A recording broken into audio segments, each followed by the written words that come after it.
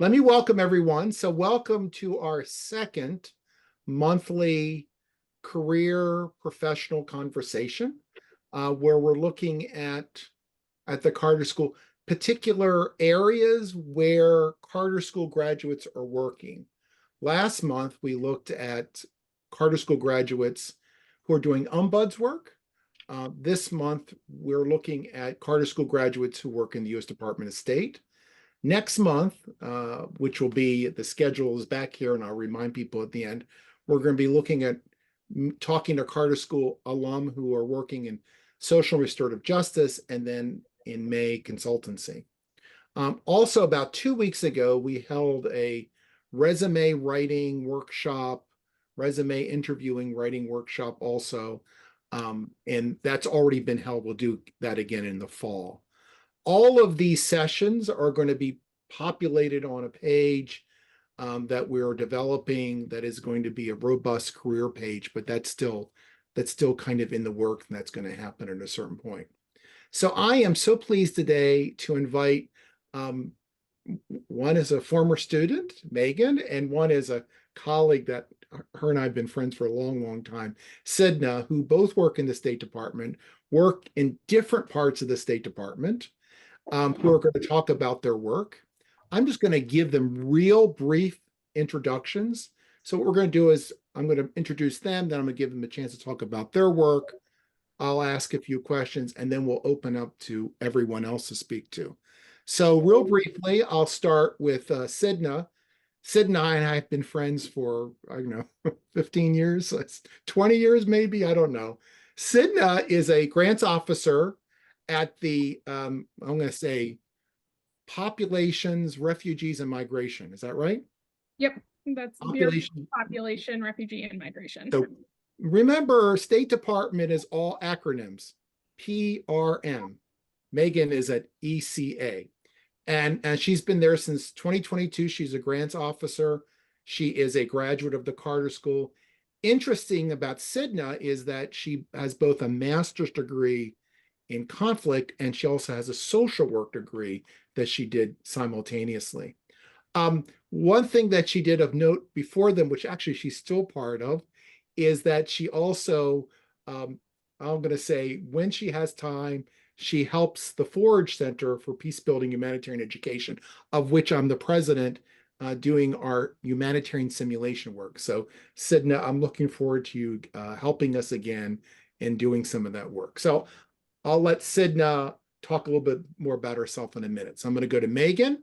Megan was a former student of mine, which is great.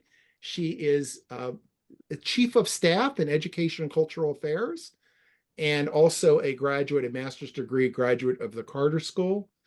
Before then, she's been at the State Department since 2021. Before that, she was at the National Security Council, and she can talk a little bit more about her work.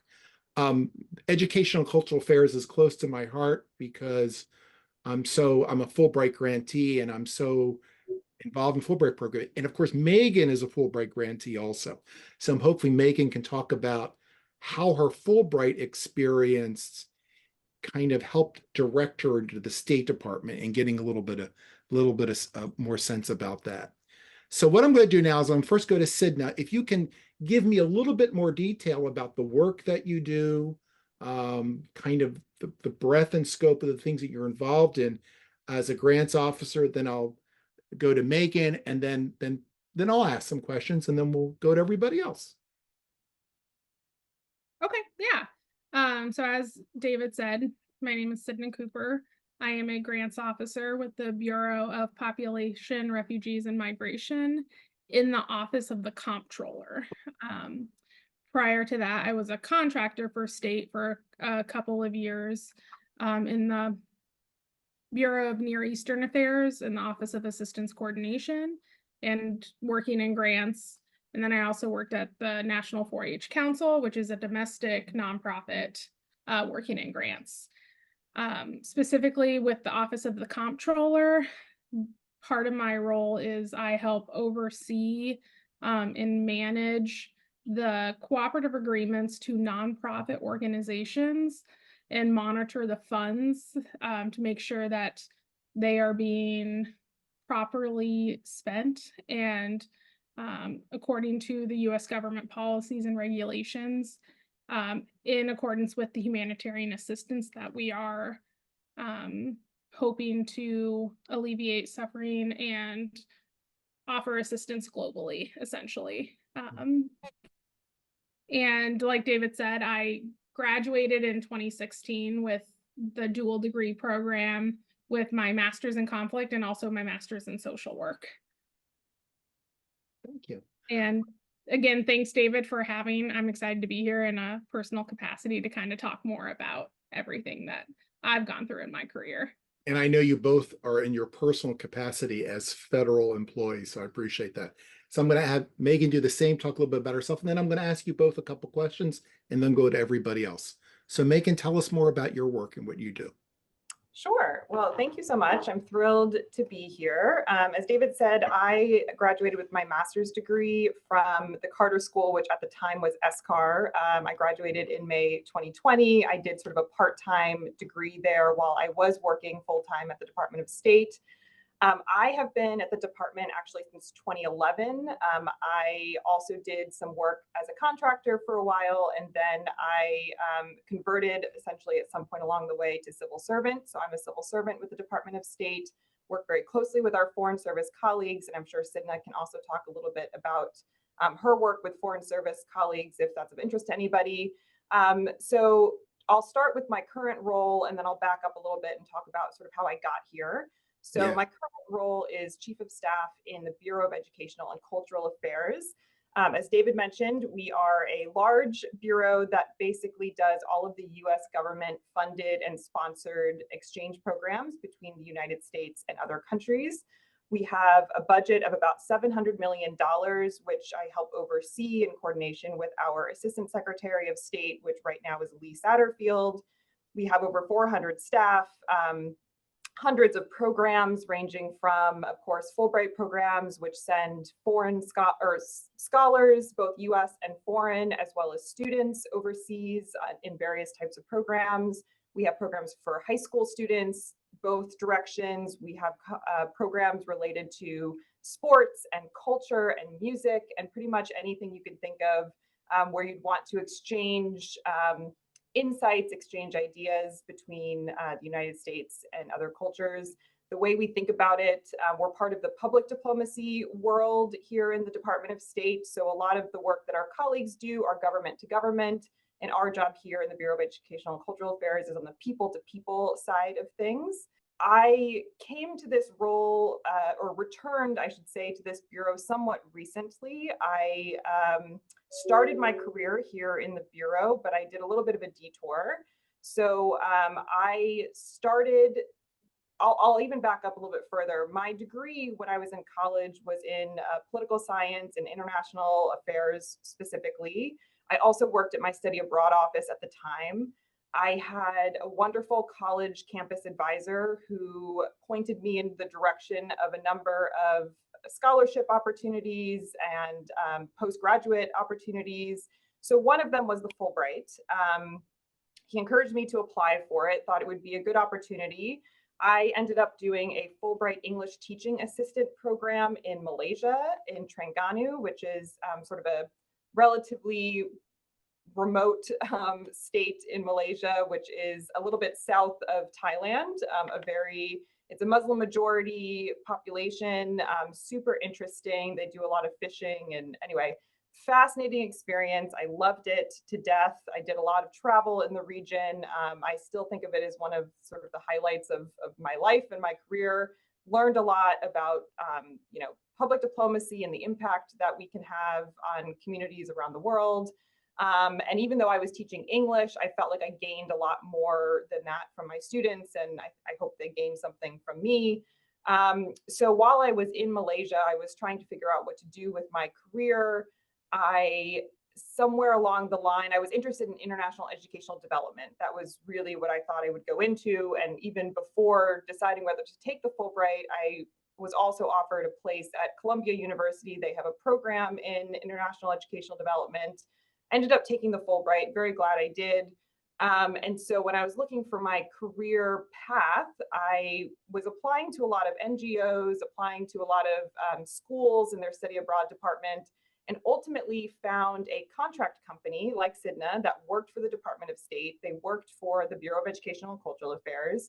They posted a job that was for a program assistant, essentially, in their alumni office. And so I thought, I didn't really understand how contracting worked, but I threw my application out there, got an interview, applied, got a security clearance, and ended up working here in the department in ECA, in the Bureau of Educational and Cultural Affairs, pretty soon after my Fulbright ended. So I started in the alumni office, essentially working with alumni of all of our programs all around the world, primarily working with our embassies who are in touch with those individuals. For a while, I also covered the US alumni portfolio, which meant I was working with all of the Fulbright and Gilman and Critical Language Scholarship and all of these amazing opportunities, working with those alumni and providing them with opportunities to stay engaged with each other, to stay engaged with the department, professional development opportunities, et cetera. I did that for about 5 or so years and then took a job in the policy office here in our bureau. And that was an opportunity to really get into the policy side and how these exchange programs advance US interests overseas and here at home. Very interesting opportunity. And then I was lucky enough to have a really fantastic supervisor who put my name forward for a detail at the White House. So I worked at the National Security Council for about 9 months in their Partnerships and Global Engagement Directorate. Very interesting opportunity to see how the interagency works and sort of how the public diplomacy world fits into that. And then I got lucky enough to do another detail. I worked in the Office of the Secretary in the Executive Secretariat, so working directly with Secretary Blinken and his team of senior leadership. I did 2 primary things. We traveled with the secretary when he was going overseas. We advanced his visits. So essentially we would work with our embassies and with ministries of foreign affairs and set up his visit to make sure that it was smooth. He was accomplishing the goals that the department was looking for and the goals that our embassy was looking for overseas. We also supported him on the plane. So when he was traveling, we would make sure that he had all of the decision memos and paper that he needed for the various meetings. And then when we were here in Washington, we were, again, making sure that on the department runs by paper. So if you hear things like paper, basically anything that the department writes that lands on the secretary's desk or the deputy secretary's desk, all of that paperwork came through my office. We reviewed it. We made sure it was clear that it had the right clearances. And then we would send it on to the secretary and did a number of projects related to that. And then I met our assistant secretary actually on the secretary's plane.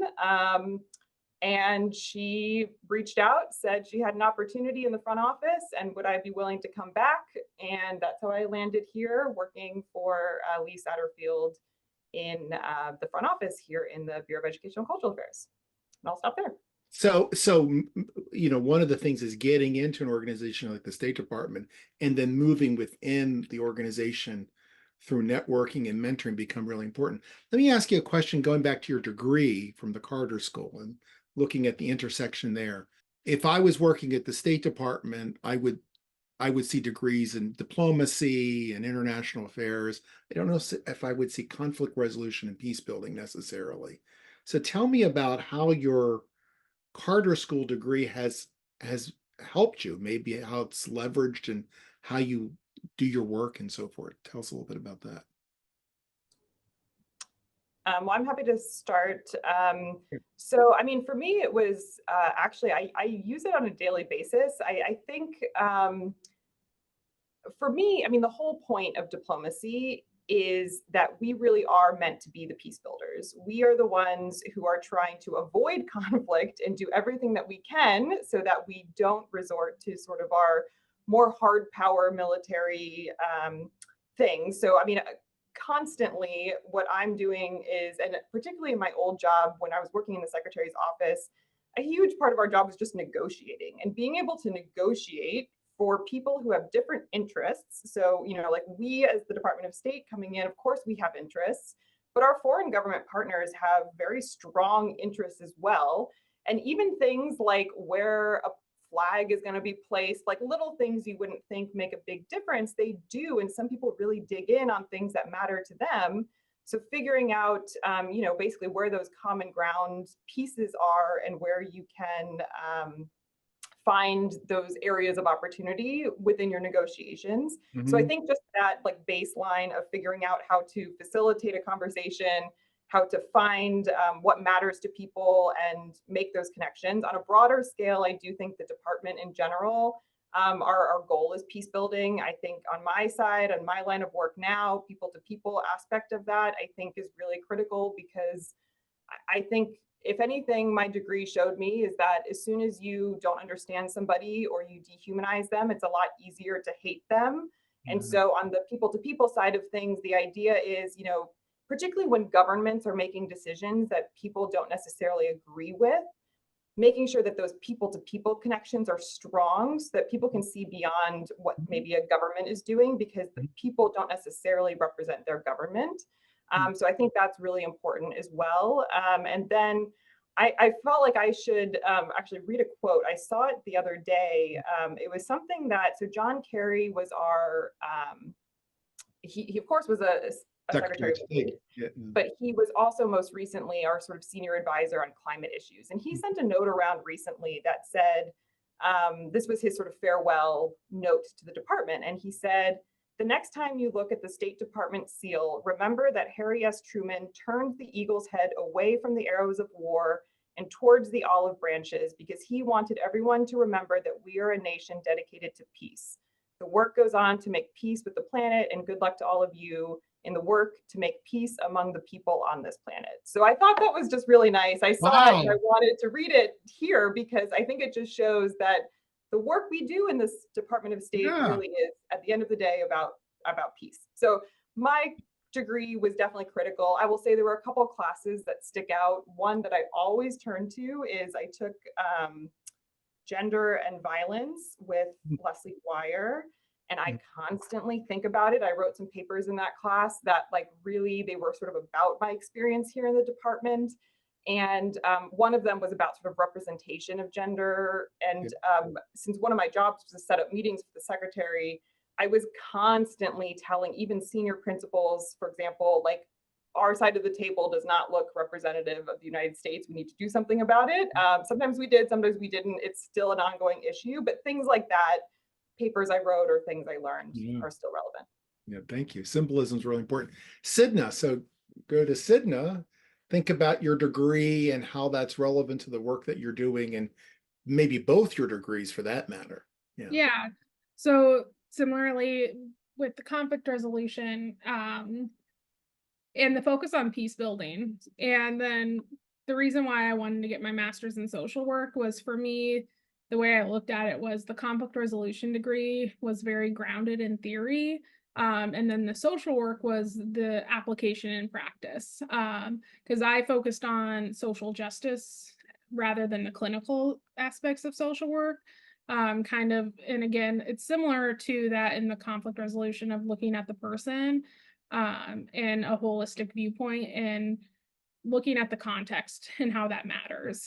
And within PRM, our mission is to provide protection and ease suffering, and resolving the situation of uprooted people around the world on behalf of the American people, and working, that can be through working with other governmental partners, with international partners, and then also NGOs, focusing on humanitarian assistance, refugee admissions, as well as other policy areas. The focus of my work is predominantly on humanitarian assistance and refugee admissions. I work in the more, I would say, like technical aspect, and kind of more, I've heard different grants people describe it as like the behind the kitchen. We're in the back of the kitchen or the back of the house. We are not front facing. Within my role, I'm more of a technical expert in what I do. But in that process, I have to constantly negotiate and explain the policies and the guidelines that we have to follow within the federal regulations for foreign assistance and the Migrant and Refugee Act to the people that we are working with and the different stakeholders that we are engaging with.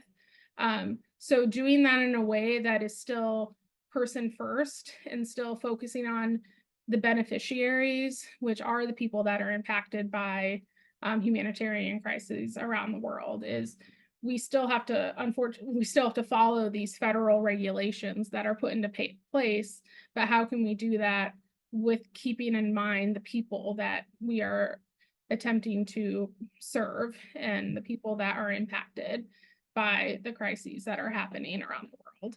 And I think that's how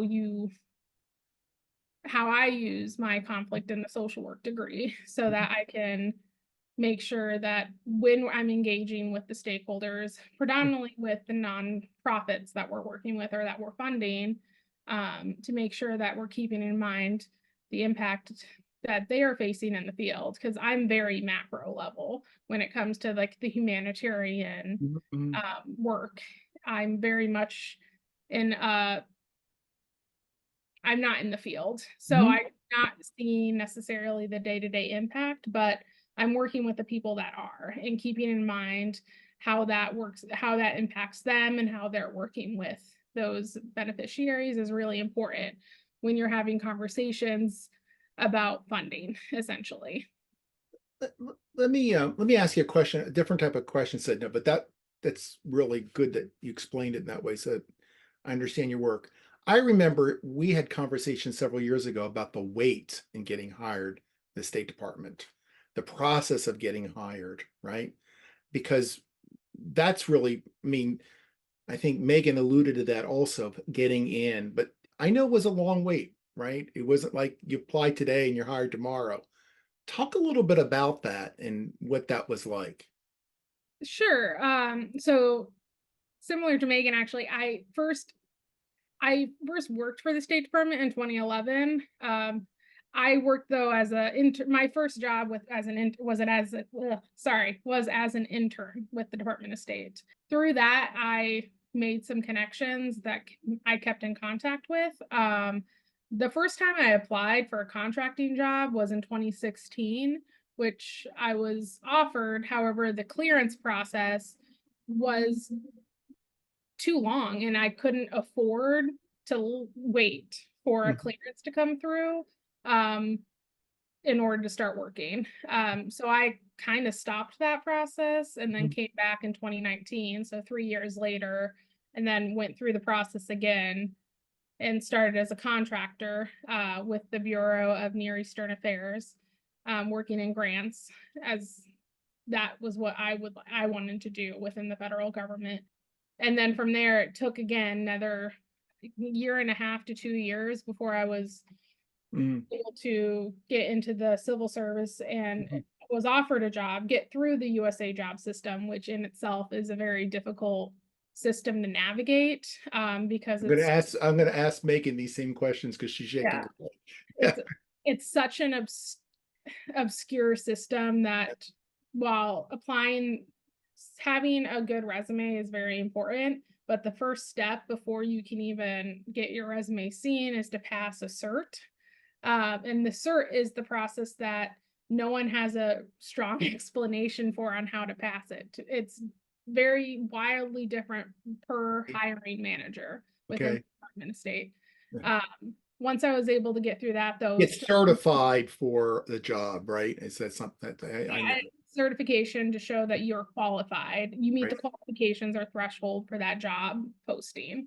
And once I was able to get that, and then once again through the clearance process, it took another 8 to 9 months to get, because I had a clearance, but I had to get the next level of clearance for my current job.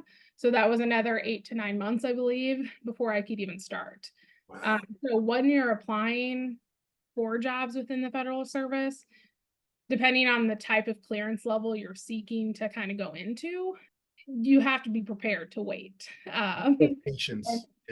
And have that patience to kind of go through that process. Even when it was always recommended to me to start on the contractor side, to be honest, because then you can start making connections within offices you can start getting advice and mentors Mhm. from being a contractor, on how to kind of navigate that process from people that have already gone through it. And then also getting the support in the resume building was really beneficial for me in Mhm. that as well. But the idea of the contractor, I'm going to ask Megan same kind of questions, is that getting into a federal agency may start with being a contractor because you're both civil service now, you're Yep. employees, but you kind of get to it through something else. And that's kind of a obscure process for a lot of people on how to go about doing that. So Megan, let me switch to you and talking about that process also. Did you start as a contractor also, or okay? Yes, I did. And I completely agree. It's very obscure. I don't think a lot of people necessarily know it as an avenue into the department. And I will also say that different agencies and also even within the department treat contractors differently. So I think there's sometimes a sense that contractors, like you're doing sort of like, I don't know, much more admin type work, or like you're separate somehow from the other civil service or foreign service officers in the department. In my experience, that hasn't been the case. I've been very Mhm. lucky that my roles with as contractors were the same as my peers. Just I got paid differently. I would have In my case, I would agree that it was much easier for me to get into the department, to get my foot in the door as a contractor than it would have been trying to enter through just USA Yeah, Jobs. right. Because once you get in as a contractor, first of all, the process is much simpler. Typically, they'll get you that security clearance, which, Mm, as Sydna mentions, is very, very helpful yeah. to go through that process there. Additionally, you sort of start learning the lingo and you also start having access to, for example, our global talent management folks. They'll have seminars, like whole seminars on how to apply for a job on USA Jobs or Mm, how to interview and things like that. So suddenly, once you're in the system, you have access to all of those resources that you otherwise don't from the outside. And it can seem very daunting to just like throw your resume at USA Jobs. I will say, I know people who have gotten in straight from USA Jobs, so it's not impossible by any means. I do think if you know somebody, though, if that's sort of the path you're trying to mhm. take, and you know somebody who is in the federal service, has made it through the system, it might be worth sending your resume to them ahead of time to look at. Because there are things that they look for. And I've now applied for a number of, because even within the civil service, once you move to a new grade, you still have to apply for those jobs in USA Right, Jobs. So right. those of us who have done it and gone through that painful process have learned a lot of critical lessons. Yeah. And I would say the biggest takeaway would be for that cert, which if you ever apply through USA Jobs, you're not only submitting a resume, but you're also answering those questions that will say, like, explain how much experience you have with XYZ. The Mhm. key is before you submit your resume, make sure that if you're answering those questions and you say, I'm an expert at grants management, but nothing in your resume implies that you have any grants management experience, they're not going to make the cert. So the Right. key is to make sure that your resume matches the questions basically that you're answering. And a lot of people just throw their standard resume at it, which is what they do for any other job. You really actually need to tweak Yeah. almost every resume you submit for the federal service to match what the job announcement and those questions are. But yeah, so I mean, my personal experience was I came in as a contractor. I did that for about 4 years Mm, before essentially they converted my job, which was a contract position, into a civil service position. It still meant that I had to apply and like go through the whole process, but I certainly had a leg up because, as long as I made the cert, I was sort of a shoe in. But so I did that and then have moved up in sort of the department since then, a lot of times through connections, as Sydna referenced as mhm. well. So, but yeah, the federal jobs process, they don't make it easy. And I of course, there's know. a whole I- separate process for foreign service. So if anybody here is interested in foreign service, that's a whole different Yes, process, that's an which, exam. That's yeah, different. Yeah. exactly. Yeah, I know once you're into government, my son works for EPA and he just got a detail. So one of the ways that you often move within government, that's an easier way of doing it. You apply for a detail and you kind of sit in somebody else's job for a while. And that must exist in State Department too. You could do something like that, right? Yeah, so my job at the White House was a detail. Essentially, the Department of State detailed me over to the White House, which is a pretty standard. A lot of the jobs, especially in the National Security Council, are actually other federal agency employees who detail over there. There's not actually that many like appointees or along those lines. So yeah, I've taken advantage twice. Actually, originally my job in the office of the secretary was also a detail as well. Okay. So let me ask you both one more question, and then we're going to go to everybody else. What do you like? And this might be two different questions. What do you like working for the State Department, and what do you like working for the federal government? Right? So either one of you can answer it, but answer both questions. Like, what is it that I like working for state? And the other thing is, why do I like being a federal employee? Good, Sydna. Well, for State Department, what I like about it is the impact on the global community, the potential impact that you can have on the global community. Because for me, with grants management, specifically with PRM, I can see a lot of the times the type of direct impact in humanitarian assistance that the potential there, what the potential is there to have that direct impact on the people that are experiencing those crises. And then for the federal government in general, it's the benefits. Talk a little bit about that. Me, it's to some extent, it's about the benefits for me, which is the job security. And with essentially you have your pick from healthcare options that I have never counted, but I know it's overwhelming sometimes looking at the amount of options you have for healthcare, the retirement, the pension. Right. So you have a retirement plan in addition to a pension plan. You have potential, depending on your job or agency, I will say agency, for student loan forgiveness on your student loans, which I have taken advantage of at state. I have had my graduate loans partially forgiven to an extent. I'm still paying them off in that process, but there's a lot of different benefits if you can find them and take advantage of them throughout that. And then obviously the public student loan forgiveness program as well, you're participating in as a public servant. There is a lot of opportunity for different benefits within the federal service that when you think about, like, yes, potentially the pay does not equate to the private sector, depending on where you're going. Right.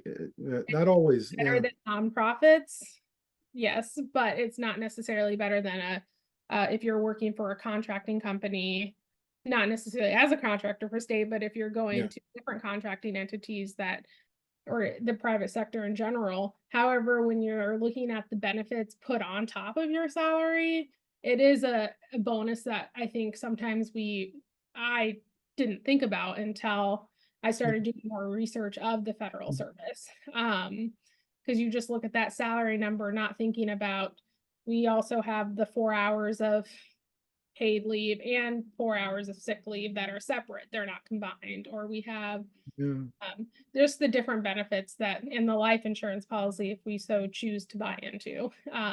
There's a lot of those different options that you don't necessarily think about when you're just looking at the salary. Well, and also because you're in Washington, right? There's the inflation on salary because you're in Washington also. And it's a predictive advancement process. I mean, moving through the GS system is fairly predictable, right? You know where you have to go, and there's nothing, it's very transparent in that respect. So Megan, tell us about what you like about working at state, and then why you like being a Fed. Yeah, I mean, on the State Department side, I'll just say, I mean, it is an eminently fascinating job. You work with such incredible people on a daily basis. You're never bored. I mean, there's always something going on, something you can dig into. There's something for everybody, which I also think is interesting. I mean, you can work for the State Department and focus on a particular region or a particular issue, or you can do grants or budget or HR, and there's pretty much something out there for everybody. I mean, for me personally, I was always fascinated in international affairs, in conflict analysis, in conflict resolution, in public diplomacy, and people to people stuff. And I feel like I can do that more and have a greater impact doing that here at state than in a lot of the other areas out there. So I feel like my day-to-day job, I feel like it's rewarding. I feel like I gain something. I feel like I'm doing something good for the world most of the time. I think this all translates into sort of the federal service in general. And I know it sounds, I don't know, maybe a little quaint, but I personally gain a lot from feeling like I'm serving my country in a way, and in a way that, feels like a positive way. I will say I do work in a bureau that's tend to be known as like the feel good bureau. So everything we do on sort of this people to people side, it's, we don't have a lot of that really hard hitting policy. Soft power, right? Soft power, right? The soft power, exactly, which, typically they're good news stories most of the time. We're building long-term relationships with people, setting up our own country and other countries for success, hopefully at the end of the day. But I do feel like I would rather put my own time and investment into doing that than, working for a corporation or something along those lines. So for me, I feel good about it. And it feels rewarding, and it's again very enlightening and interesting, and there's always something that makes me feel like I'm challenged and I'm growing here at the department and in the federal service. That's great. Thank you both. All right, let's open up to questions for others. Just open your mic and ask a question, because it's a small group, and you can direct it to both Sydna and Megan, or one or the other. And so, Alafia, did you open your mic? Yes, sir. Go ahead, ask your question. Yeah, I just wanted to know, this is for everybody, for all the panel. What would you say the culture is like in the State Department? Because that's where I'm looking to head career-wise. So I wanted to know what is the culture like there? Megan, Sydna, go ahead. I can start. I think that's a really good question, because I think kind of something Megan alluded to earlier, there's like a type of lingo within the State Department.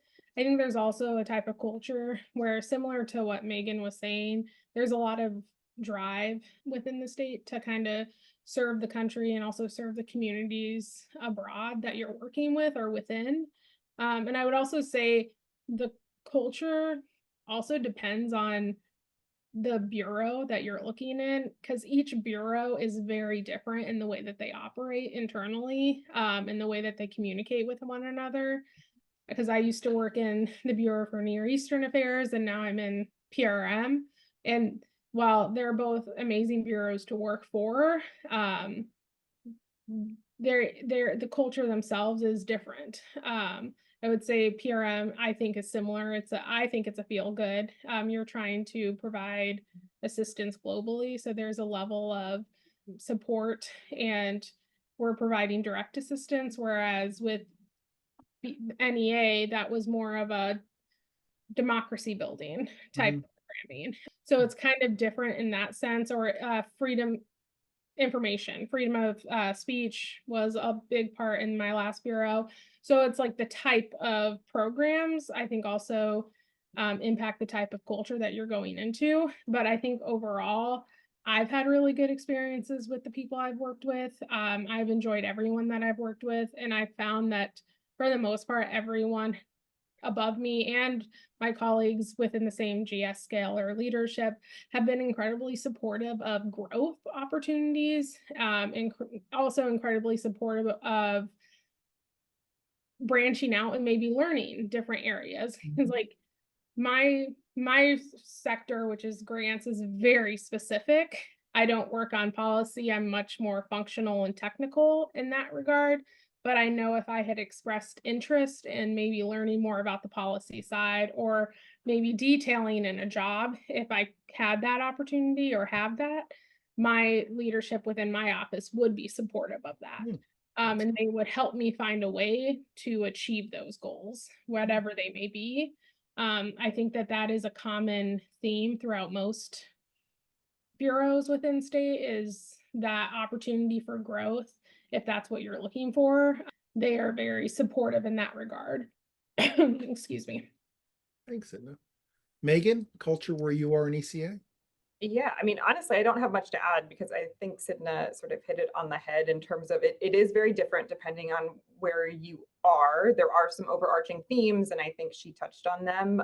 My current bureau, I would say, is probably one of the more like work-life balance friendly of the different departments here. I think there are some, she touched on this a little bit, but there's a little bit of a distinction between, we have regional bureaus who primarily focus on a lot of the policy aspects of things. And then there's functional bureaus. ECA is considered a functional bureau, so is PRM, also DRL, the Democracy, Human Rights, and Labor. And so we have a little bit of a different focus. And I think because of that, we have a little bit of a different culture. So for us, again, we are a people-based bureau. We are all about relationships, and that filters down to how we treat sort of our own staff and how we treat our implementing partners and our participants as well. So we here, for example, have a little bit more of a friendly telework culture than some other bureaus might. We also don't work as much on the sensitive classified information, which helps explain why we can telework more, because we don't have to be here checking our classified systems all the time, like some of our colleagues might have to do if they work on more of the hard-hitting policy issues. There's also distinctions within different regions, so they have reputations to a certain extent. So, sometimes if you work in, EUR for us is the European Bureau, has sometimes a reputation for people being a little bit more interested in their career development and sort of their advancement. And so sometimes some people might say that they might be a little bit more cutthroat than perhaps some other regions where people maybe are just very interested in the subject matter. Like if you work on the sort of the Africa region, for example, or you're a Middle East expert, and so you really just want to spend a lot of your career doing that. Not always true across the board, but there are sometimes those distinctions as well. But yeah, for us, in ECA, it is a people first bureau. So that extends to our staff and our work there. Thanks, Sydna and Megan. Someone else open their mic, ask a question. I have a question. Leah, go Leah, then Jada. Let me go Leah, then Jada. Yeah, so this is for either. I was curious about like things you specifically did in college that you felt you were able to leverage, specifically when like getting your foot in the door with like your jobs, or maybe even more specifically like interviews. Like what was something that you did in university that you really think set yourself apart to be prepared for those kind of experiences? I'm happy to jump in on that. For me personally, it was, I knew I was interested in an international career. So for me, going abroad and having those experiences overseas was critical for me. So I mentioned sort of a campus advisor who helped me navigate sort of what to do. And basically one of the first places I ever went abroad was Nepal, which now that I look back was kind of a crazy thing at the time. I was like a sophomore in college. But he encouraged me to apply. And again, I was interested in international educational development. So I was looking for a place that sort of fit the niche that I was looking to study, got an internship at UNESCO. And if he hadn't pushed me to have that first international experience, I'm not sure I would have done it. I don't think I would have dove in quite that extreme type of location.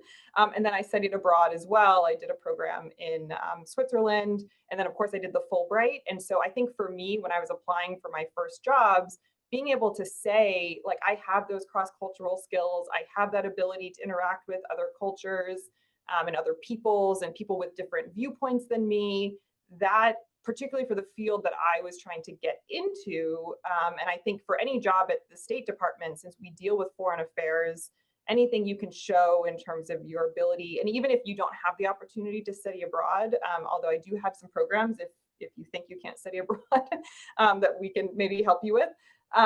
But just being able to say, like, have those experiences with people who are different than you and think different from you, and being able to navigate that, for me personally, is something that I could say in my interviews. Sydna. I did not study abroad. And I think for me, like what you're saying is being able to show that you can interact with different people, like Megan said, being able to showcase those different aspects of it and being able to show different opportunities. So the things that I did in undergrad, I worked in an advocacy organization. So being able to show the direct service, I think, to working with people directly, that I worked with and volunteered for, and then continued as a job after I graduated. And then for graduate school, I took every opportunity for internships that I could while I was in the program. I think it was like the master's thesis was an internship. I worked for Fairfax County doing mediation and conflict coaching, and then I've worked previously in different experiential education. I think that made a big impact, like David's program with the Forage Center now. When I did it, it was a class offered through George Mason through the graduate program, with Cindy Mazer was the professor of that at the time.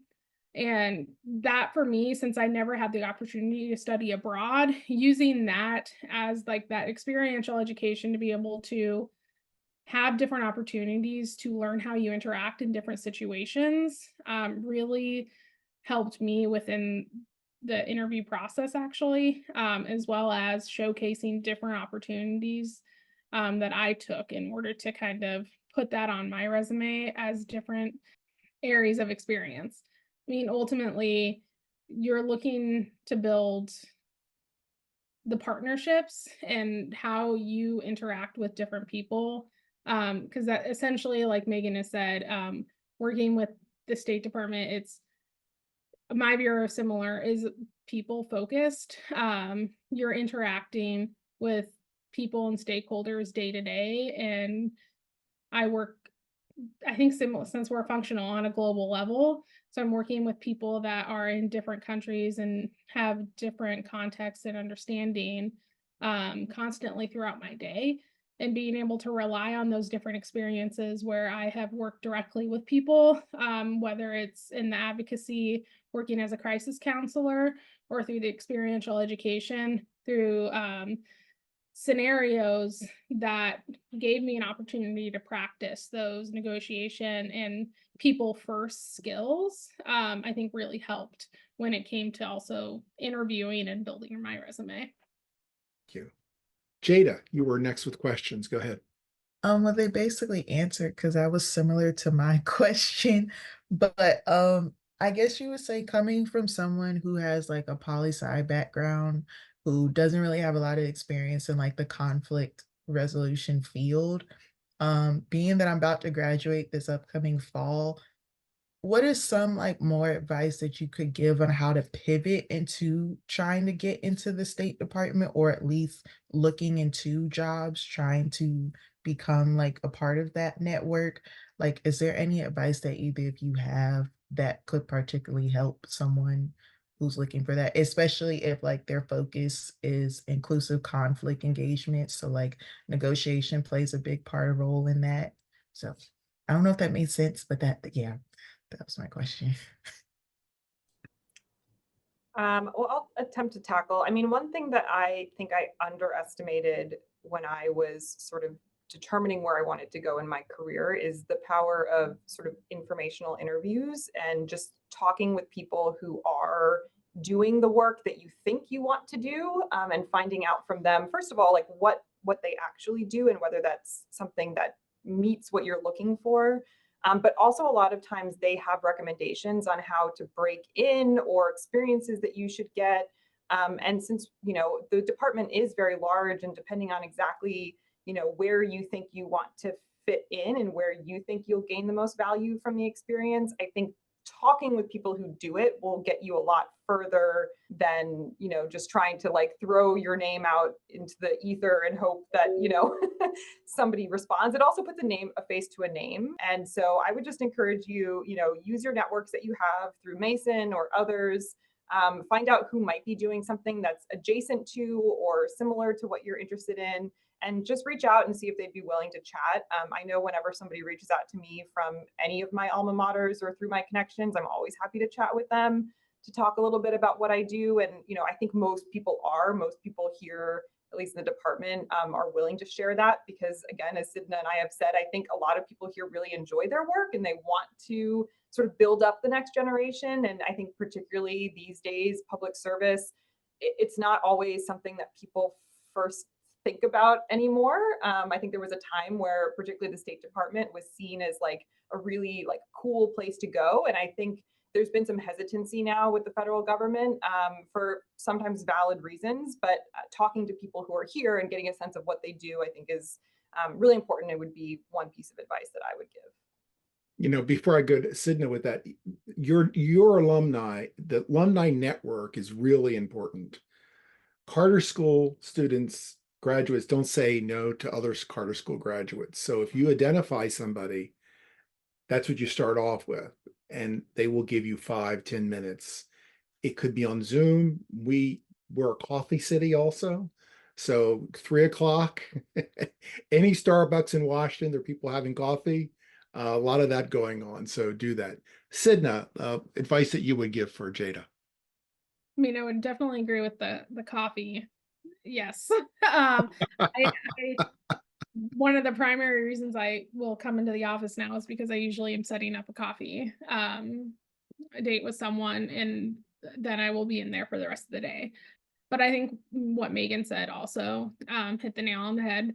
It's talking to someone who's actually doing the job, and what you think that you want to do, or with a career path that you're interested in following, really does help open up not only the potential for that, but also the potential for other opportunities that you may not have thought are adjacent to what you're interested in doing. Or that kind of hit the nail on the head for whether it's in a specific, like the Conflict Stabilization Bureau or that office, or maybe you can do something similar in one of the regional bureaus and you may not have realized it. Because like Megan said, there are so many different career opportunities at state that you don't even realize. Like, I mean, heck, sometimes I'll learn what someone's doing. I would never have thought that was something that you could do at the State Department, just because there are so many different areas of focus and areas of opportunity for that career field. Yeah. One of the places that I've worked a lot with is the Museum of American Diplomacy. People don't realize that's part of the State Department, right? So if you really like that kind of education museum work, I mean, there's a lot that goes on in the State Department we don't know about, right? And a lot of it is public facing, right? It's a lot of it getting people in the United States to recognize the importance of diplomacy, that type of thing. Naji, you have your hand up. You have some questions? Yes, I do. Specifically to Megan, with the international relations, I am interested in I've been doing a study abroad 2 times so far. The 3rd time is going to be this summer to Amman, Jordan. I've been in Amman, Jordan through George Mason for the conflict resolution class last year, and I've been invited to do that again. I am in the transition of applying for jobs with the State Department or global nonprofit organizations. I do work for a nonprofit organization at this time. It's a local one, but my question to you is how to be able to specifically, like you said, there are departments and it's a totally different departments for different things. And definitely my focus is because my master's degree is conflict resolution in the Middle East specifically. So my concentration is on that at George Mason. So my question is, how would I be able to focus and apply for that specific department or that field? Yeah, it's a great question. I would say, so sort of going back to what I think we were just talking about, there's the natural inclination, which would be there's 2 places within the department that might be of interest. One would be the Bureau of Near Eastern Affairs, which is the regional bureau that covers sort of the Middle East, North Africa region. So they are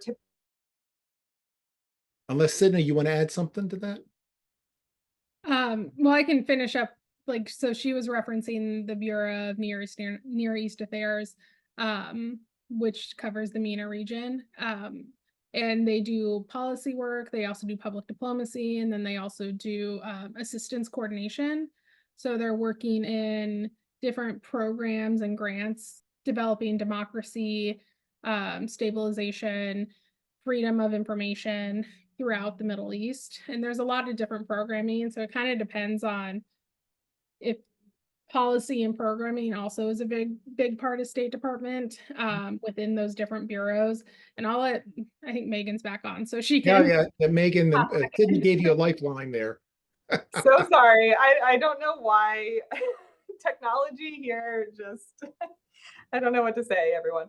I'm so sorry, but it sounded like Sydna was probably on the exact right track where I was trying to go, which is you can work for sort of the regional bureau, which is maybe the traditional policy side of things, but then there's all of these functional bureaus that also work on regional issues, but take it from a different perspective. So we mentioned the Conflict Stabilization Operations Bureau, which is certainly one place that would make sense for a lot of you. The Democracy, Human Rights, and Labor, DRL, I think is another avenue that people might want to look at. They look at all of sort of the human rights aspects of things, international labor. They do like LGBTQI plus, like sort of any sort of human rights, free speech, media, all of that kind of good stuff they do in theirs. The Bureau of Educational and Cultural Affairs is always a great place to go. We often do a little bit less.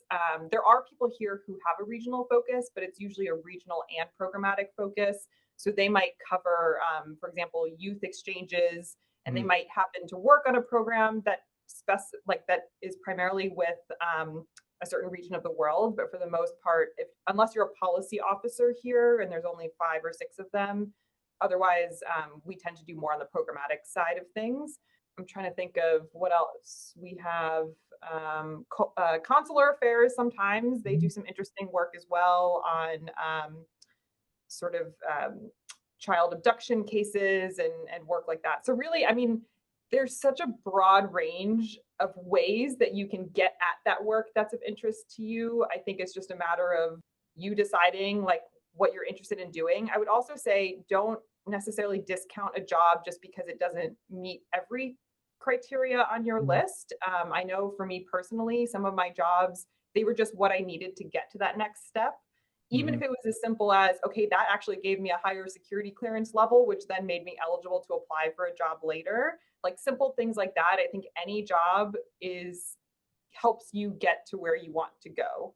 And you can always leave a job if it's not exactly what you want. But there's usually a lot of valuable lessons to be learned within a job. Yeah. And to kind of go off of that too, once you're in the Department of State, like Megan was saying, it's really easy. Well, it's a lot easier, I should say, to potentially lateral over to a job that maybe is more of a focus in what your either area that you want to, or region you want to work in, or specific topics you want to work on. Because the reality is there's a lot of jobs that are not advertised publicly. That are only advertised internally to the Department of State as well. So it makes it easier to potentially, you're still competing for these jobs, but it's close to just the Department of State employees. So it makes it potentially easier to lateral over into a job that may fit what you're looking for easier. Other questions? Just open your mic. Got any other questions? All right, if we're done with questions, I'm going to turn it back to Sydna and Megan to give us some kind of your sending off advice. Like if, I don't know, maybe you're giving a graduation speech or something. What would you tell a graduate? Here's something you really need to remember about looking for work. Like you need to think about some really good advice. Go ahead, Megan. You're smiling. You must have something in your mind. Oh, I don't know about that. I guess, I mean, my advice would probably just be never close your door to opportunities that, you know, I think when I was sort of applying for jobs, or even when I was offered opportunities, my inclination, if it wasn't something that I personally sought out, was like, ooh, I don't know if that's what I want to do. And at the end of the day, I'm so glad that I took some of those opportunities, sort of went out of my comfort zone. And, even if they didn't feel like a perfect match, I did truly learn so much, or met people that ended up getting me to the next stage. So I would just say, put yourself out there, talk to people, and don't shoot down an opportunity because it doesn't look perfect. I really do believe that every opportunity, whether it's an internship, whether it's a fellowship, whether it's just a job that maybe doesn't exactly meet what you're looking for, sometimes that's what you need. And look for the jobs or the opportunities that are going to help you gain a skill that maybe is missing to get to that job that you really want. So again, like if you're trying to get into the federal government, you want to work on grants, maybe you enter through a job that on the face of it isn't in the exact area you're interested in, but it's going to get you that grant experience that you can then take with you somewhere else. So I think that's just the advice I would give, and then not to discount the power of sponsorship and mentorship, which I've become a big believer in. I was, believe it or not, like exceptionally shy. I still am. So I never went out of my way to seek out mentors. I'm really happy that some fell in my lap, but I wish I had learned earlier that sometimes it is worth going out of your comfort zone and reaching out to people and just having those conversations. Well, and you have a lot of sympathy for people to reach out to you as a result of that, I'm sure. Of course, Yeah, absolutely, absolutely. Yeah. Sydna, what would be your send-off advice? I mean, I was going to actually say something similar to Megan, but it's being open to the opportunities, essentially. And I think that what she said kind of hit the nail on the head of what I was planning to say. So I'm trying to think of something else. I think I'm very similar to Megan in that I hate networking with a passion. I am not a fan of it. I do not enjoy it. In my view, it's very much, I'm like putting myself, like interrupting someone else's day or something like that. But Megan is absolutely, and what David said is absolutely right. I love it when people reach out to me. I'm more than happy to talk about and try to support, or in whatever capacity someone is looking for. And I'd say that is actually more of a common feeling throughout most people at the State Department as well. More than willing to talk about their job or talk about different opportunities that are available. But I think what Megan said is, don't discount the opportunities that might be available to you, because sometimes too, the way things are written in the job description, maybe not what your day-to-day is. Those are going to be the broad strokes of what you're doing, and you're going to have so much more opportunities to potentially build up your resume or build up your experiences in any specific job than what may be advertised in that job description you're reading. And I think too, unless you're starting to talk to people and take that opportunity to learn more about the State Department, it can be also daunting to read some of the job descriptions, I think, and the titles, because sometimes those titles don't necessarily match with what you're going to be actually doing in the day-to-day. Whether it's a foreign affairs officer is a pretty ambiguous title that's across a lot of the board of what a lot of people are doing differently. It's very different depending on the bureau you're working in or the office that you're working in within it. So taking that opportunity to talk to people to learn exactly what it is that they're doing. A lot of the people I work with who are foreign affairs officers work on both policy and programming. They're working directly on the grants that are providing assistance to people, as well as the policies to help determine how that programming is being developed. So they get to have those opportunities to be dual-hatted. So I think that's taking advantage of those opportunities is really important. Well, thank you, Sydna. Thank you, Megan. Round of applause for both of you. Thank you for being generous alum to come back and speak to this group. We are done for today. We will have our next session is April the 9th at this time, where we're going to look at social and restorative justice alum and the work that they're doing. But thank you again, Sydna. And Sydna and Megan, if you want to put your contact information in the chat, you're welcome to do that. I'm a big LinkedIn user, and I know both Sydna and Megan are on LinkedIn. I don't know to what extent they're active, but you might be able to connect with them through LinkedIn also.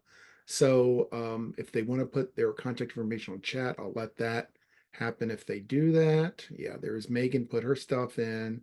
Thanks, Sydna. Okay, so look for them on LinkedIn. That's the best thing to do. Thank you all. I appreciate it, and we'll call it a day. Enjoy your day. It's beautiful where I am.